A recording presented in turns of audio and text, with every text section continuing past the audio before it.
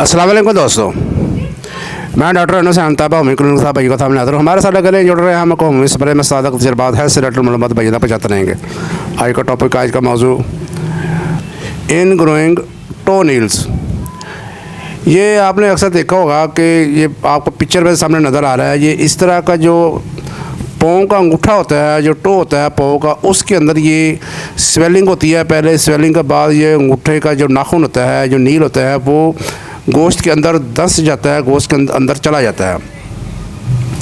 तो इसका ट्रीटमेंट हम आपको बताएंगे, इसकी काजेज़ बताएंगे, इसकी वजह बताएंगे।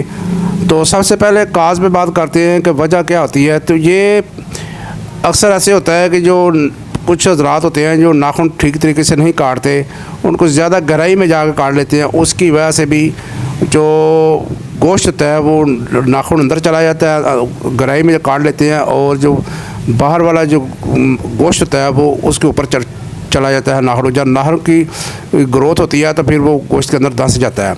तो ये ठीक तरह से ना काटने की वजह से भी ये मसला पैदा हो जाता है।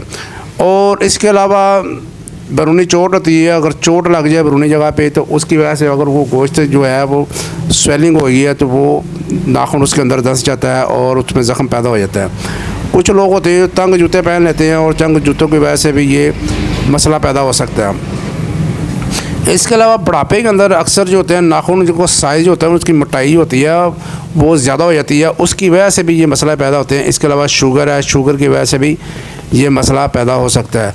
ये चांद एक चीज़ें थी जो मैंने आपको बताया। तो कुछ होते हैं जो कुदरती तौर नेचुरली तौर पे उनके नाखून की बनावट ही ऐसी होती है, वो ऑटोमेटिकली वो उसके अंदर ही जाके घुसते हैं गोश्त के अंदर, तो फिर उनका मसला ज़्यादा होता है और उनको फिर बार बार ऑपरेट करते हैं, उनका बार बार ऑपरेट करके उसको ठीक करने की कोशिश करते हैं, लेकिन वो ठीक होते नहीं। अल्हम्दुलिल्लाह हम आपको ऐसी मेडिसिन बताएंगे जिसकी वजह से ये जो सामने पिक्चर में आपको नज़र है इस तरह का जो मसला है इंशाल्लाह आपका वो हल हो जाएगा।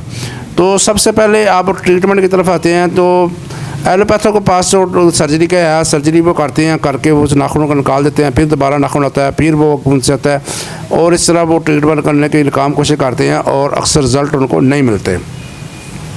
अल्हम्दुलिल्लाह होम्योपैथिक में इसकी बहुत अच्छी मेडिसिन है जो रिज़ल्ट देती हैं इंशाल्लाह आपको, और अच्छे रिज़ल्ट देती हैं। तो सबसे पहले करना क्या, आपने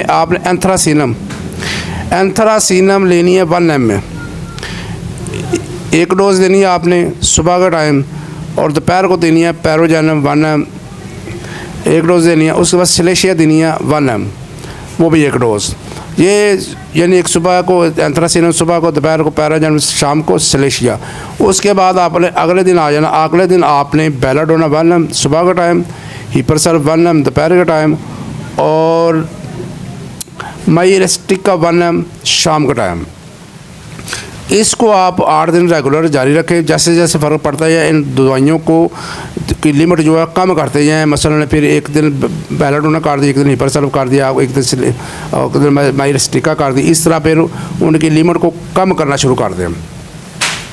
अगर पेन बहुत ज़्यादा हो रही है तो फिर आप हाइपेरिकम का 1 ml इस्तेमाल कर सकते हैं, वो भी आप हेल्पिंग मेडिसिन के तौर पर उसको भी इस्तेमाल कर सकते हैं। ये थी कुछ वीडियो, कुछ टॉपिक। तो उम्मीद है इंशाल्लाह ताला भाइयों को इस वीडियो की समझ आ गई होगी। अगर आप चैनल पर नए हैं तो सुर्ख रंग का सब्सक्राइबर अपना दबा के इसको काला कर दे, और पहले आइकन बटन दबा दें, वीडियो भाइयों तक पहुँचती रहे। अगर आप शादरा में या लाहौर के इर्द गिर्द रहते हैं तो अल्हम्दुलिल्लाह हमारे पास एपिलेप्सी, लकोरिया और पाइल यानी बवासीर की दवाई फ्री हासिल करें। अगर आप ऑनलाइन ट्रीटमेंट कराना चाहते हैं तो हमारा डिस्क्रिप्शन के अंदर नंबर दिया गया है, वहाँ पर रब्ता करके आप ऑनलाइन मेडिसिन भी मंगवा सकते हैं और मशवरा भी कर सकते हैं। तो अल्हम्दुलिल्लाह हमारा 27-28 साल का एक्सपेरिमेंट है। तो जो भाई हमसे रहनुमाई हासिल करना चाहते हैं वो कर सकता है। भाई को दें इजाज़त। तब जिंदाबाद, पाकिस्तान जिंदाबाद। अल्लाह हाफिज़।